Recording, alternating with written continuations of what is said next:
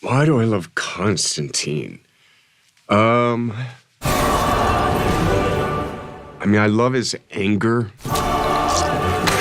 I love his humor. He's not the nicest guy. He was very film noir. And every day was this wonderful mixture of production design and cinematography and writing and performance. It was the best of what you hope for in making a movie.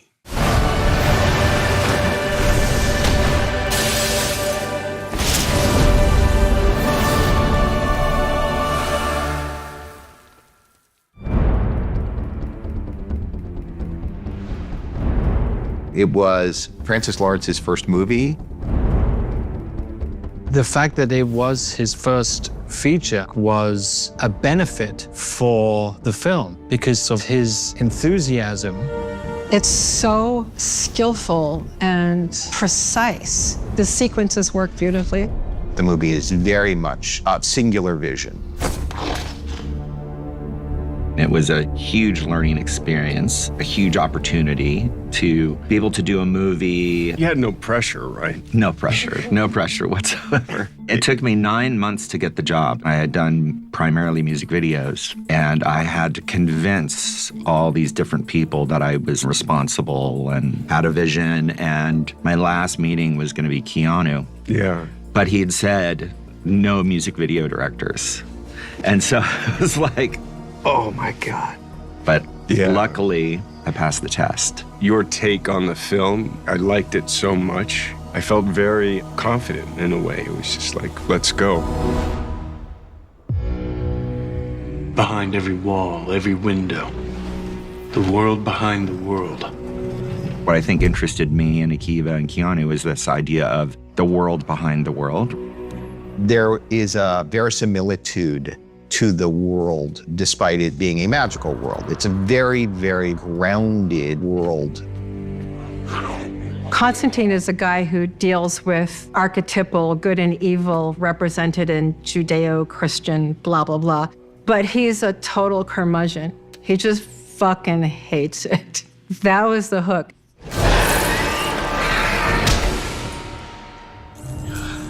So everything gets really visceral, really gritty, and really cranky.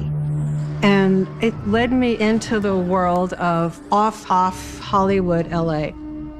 What I really wanted to do was to try and avoid anything that had been overshot, that we'd seen a bunch before. Let's steer clear and stay fresh. So let's go to the back of a bowling alley. The sets were just stunning. This unbelievable craftsmanship and design and work that went into those sets. That amazing mausoleum, do you remember that? For Midnight's Reliquary? Oh, yeah. It was like in Watts or something. Like I'd never seen that before.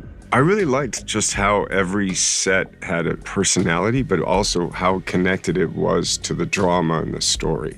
I think John's apartment was pretty cool. I just liked the steel shutters, like whoosh. His apartment was almost a world behind the world. The patterns on the floor and the tiling. And the like markings in the doorway. Markings in the doorway. There's a neo-noir feel, despite the color palette. And that's part of the cleverness and part of what is special about the movie. It's a saturated noir, if there is such a thing. You'll notice in the film, the blacks are super saturated, so that gives a heavy bottom note to everything. Playing the green heavily gives you a quality that's a little bit underwater. It lends itself to feeling like you're rolling around in the gutter on a gray day. Heaven and hell are right here.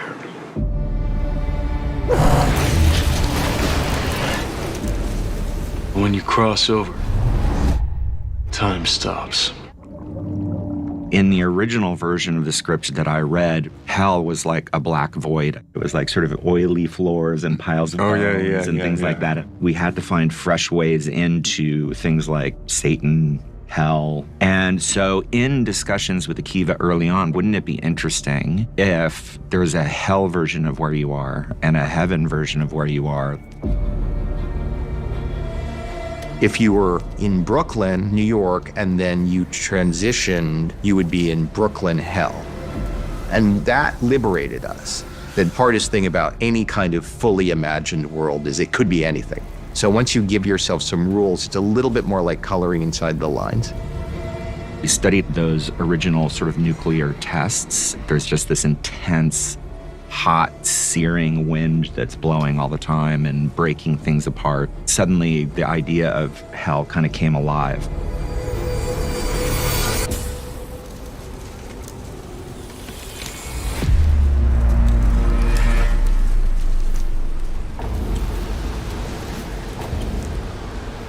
We had a big, long section of highway, a bunch of cars that we made to look burnt out. And it took us a long time to figure out how to create that kind of ropey, overgrown drape that's covering all of the cars.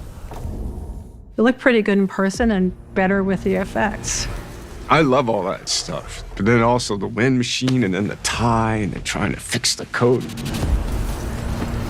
All of that gives you behavioral detail, which connects to all of the effects that are going to come by. And we had the cool creatures, too. The creature design was great, and we used Stan Winston's company to scoop out the soul. We designed the demons to have the tops of their head missing. These kind of brainless, eyeless creatures. They could smell, and you're like, they. Yeah. Anyway, so good.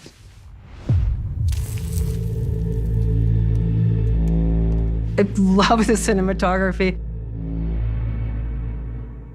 It's absolutely beautiful. It's stunningly beautiful. I always thought of it as being a very graphic movie. So there was no handheld in it. Everything was on dollies. And a lot of what I was trying to do was sort of create symmetry in frames. Francis, he's very specific, and that works beautifully when he has the kind of collaborator that Philippe is with him.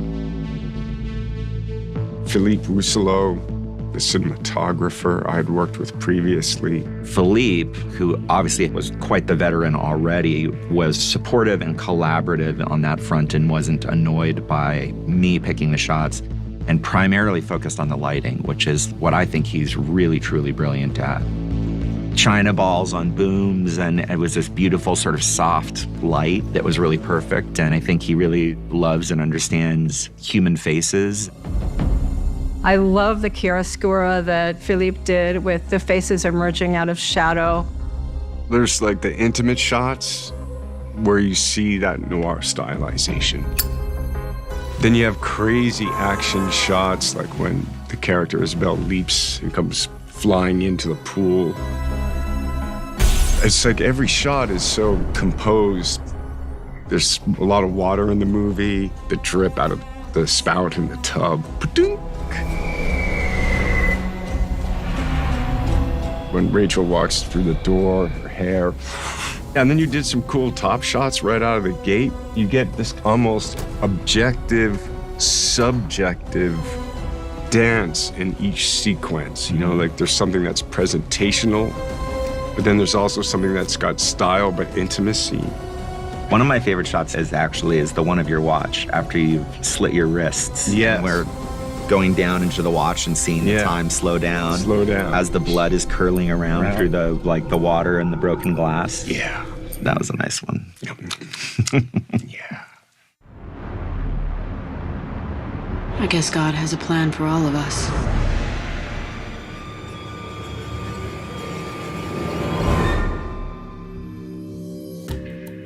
The cast was stellar, top to bottom. Every performance is just unique and surprising and wonderful. They're just these gods of cinema now. The more extreme the subject matter and the characterization, angel, demon, etc., the more grounded the acting has to be. We were really fortunate to have extraordinary actors anchoring the movie. Much obliged, thank you. Diamond was a first choice. Pruitt was a first choice too. Tilda was also my first choice for Gabriel. And luckily all these people said yes. We had a lot of fun. Humor me. Don't I always? Shia was great. One of my favorite shots and moments is with Jaimin, with Midnight, and he blesses Chaz. What are you doing? Then he turns to John, and John's just like, Come on. and he just walks away. Walks away, yeah. But he keeps going. Right, that's right. I love that. It was just so, we're just making stuff up, and it's just so fun. What is it exactly with you and bugs? I just like them. Yeah. Who doesn't? Keanu, he trusted me. So the trust of that relationship I felt was the foundation. Then you just sort of play the scene. On the house. We were trying to find somebody that was believable as an LAPD detective, but also felt like they could inhabit this kind of supernatural, magical world. But it was really hard to find somebody that had kind of the combination of all of that. And then when we met with Rachel, I was like, okay, she could really do it. Plus, she's an amazing actress. Just before my sister was committed, she started talking about demons. I think they brainwashed her into stepping off that roof. Sounds like a theory detective. Satan. This was one of the hardest kind of nuts to crack in the movie. We've seen Satan so many ways. You've seen the sort of seductress, you've seen the child, you've seen the horned beast. What's the new way? How can we present Satan in a way that's really interesting? Hello, John. John, hello. Francis said to all of us, I have found my Satan. We're thinking of some version of Tim Curry endlessly, or some monster. And Francis brings in Peter Stormare.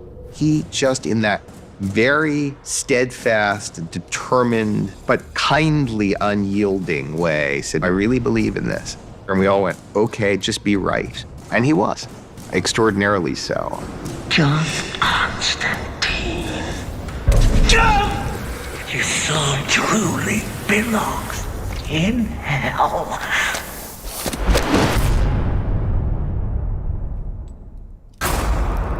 This is Constantine. John Constantine. Asshole. Let's remaster it so that new people can experience it for themselves.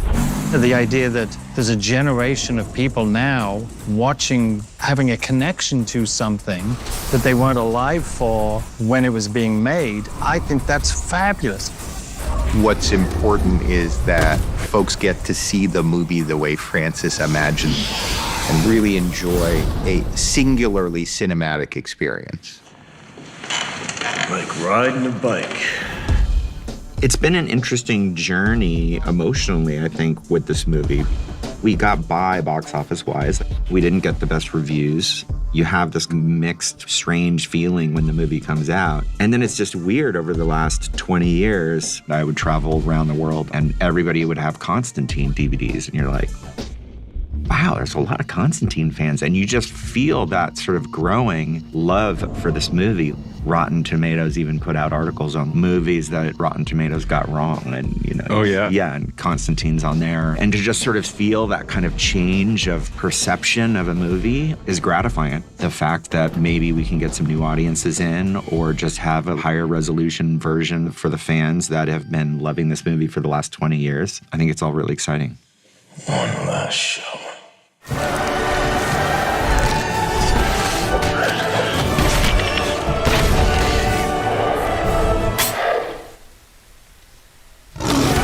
It's a beautiful film to look at. It's superbly acted. It's wonderfully written. And we had a really fun time making it. And it's against all odds, too, right? It's against all odds, keeping going. Sure about this? No.